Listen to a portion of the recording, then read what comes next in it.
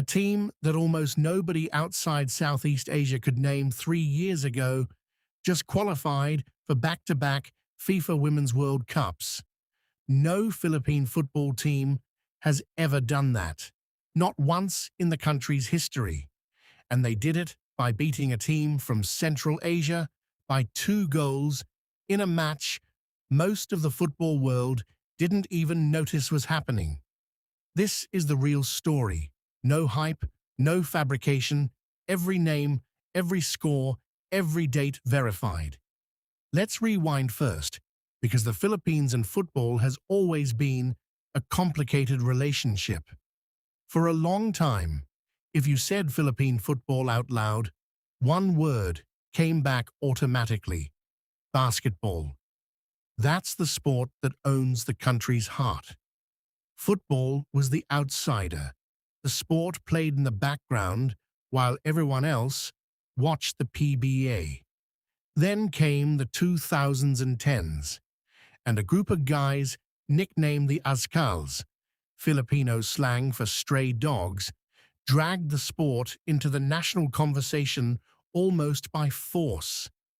Phil Younghusband banging in goals, Neil Etheridge standing on his head in goal, a scrappy national side punching miles above where anyone expected.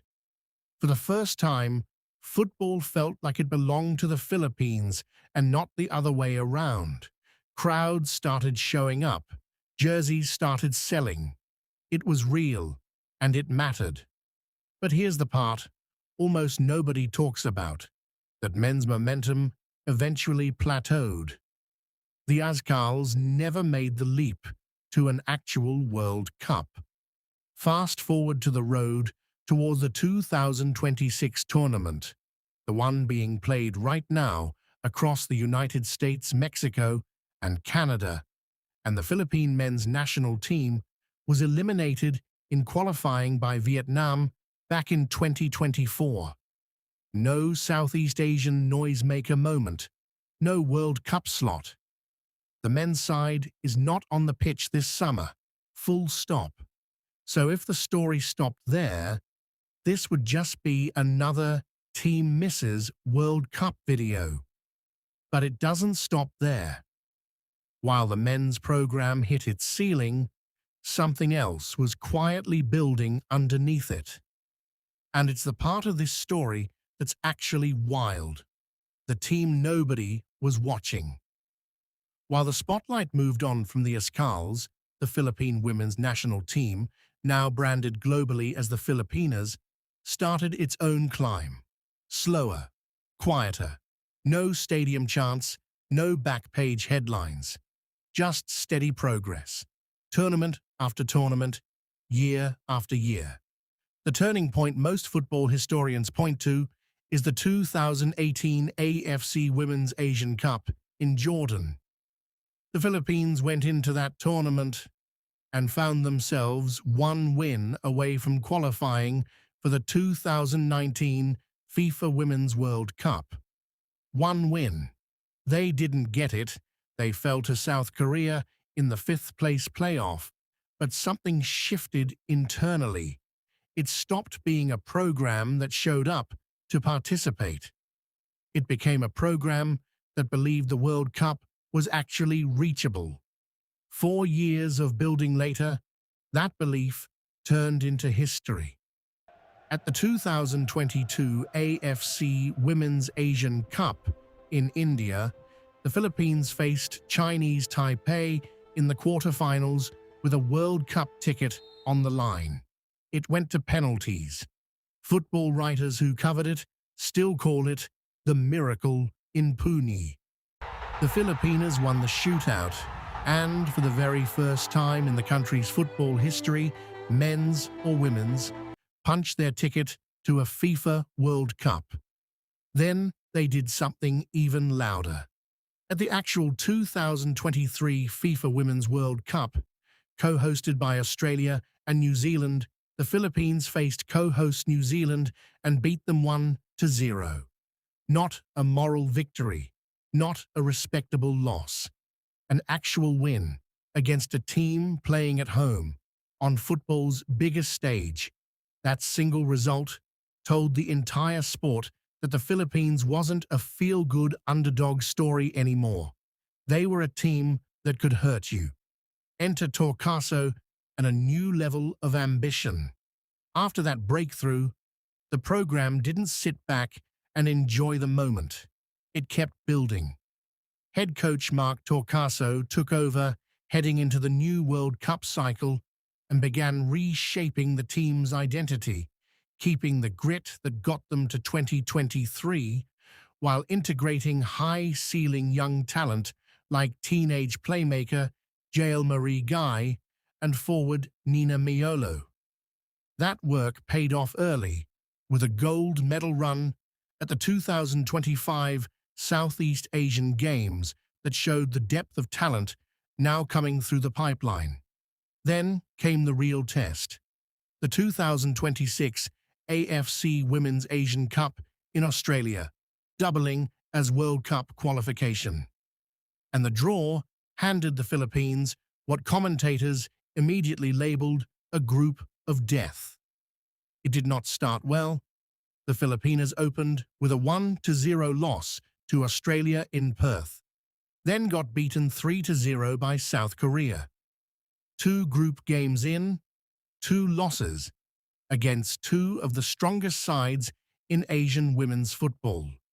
On paper, the campaign looked over before it had really begun.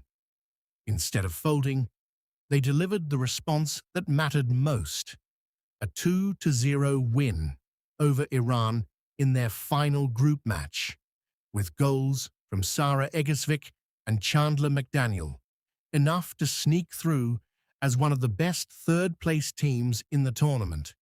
It wasn't pretty, it was enough. The quarter-final draw then handed them a monster, world number 8 Japan.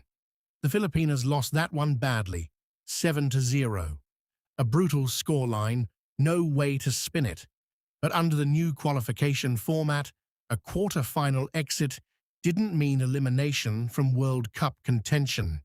It meant a playoff. One more match, win or go home, for a direct ticket to Brazil 2027. The match that actually made history, that playoff was set for Thursday, March 19th, 2026, at Gold Coast Stadium in Australia.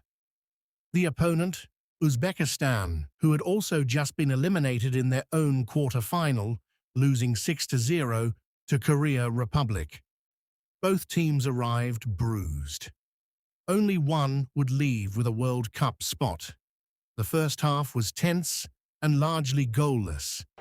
Philippine forward Sara Eggesvik tested the goalkeeper early with a long-range effort that drifted just wide, and Jael Guy nearly created something with a lob that sailed over the bar. Uzbekistan had their moments too. Goalkeeper Olivia McDaniel had to come up big to deny a dangerous chance from Zarina Mamatkarimova. Then the second half happened. Barely 90 seconds after the restart, 18-year-old Jael Guy whipped in a deep cross from the right. Angela Beard met it with a leaping volley that flew past the Uzbek goalkeeper. 1-0 Philippines inside the first 2 minutes of the half. 5 minutes later, Guy did it again. Another deep delivery, and this time Jaclyn Sawicki rose above her marker to power a header into the back of the net. 2-0. Uzbekistan never mounted a real response. Goalkeeper Olivia McDaniel made one more crucial save late on to preserve the clean sheet, and the final whistle confirmed it. The Philippines had beaten Uzbekistan 2-0 and secured direct qualification for the 2027 FIFA Women's World Cup in Brazil. Here's why that result actually matters historically, beyond just another World Cup appearance. This was the Philippines' second consecutive Women's World Cup qualification, the first time in the country's entire football history, men's or women's program, that any Philippine national team has qualified for back-to-back World Cups.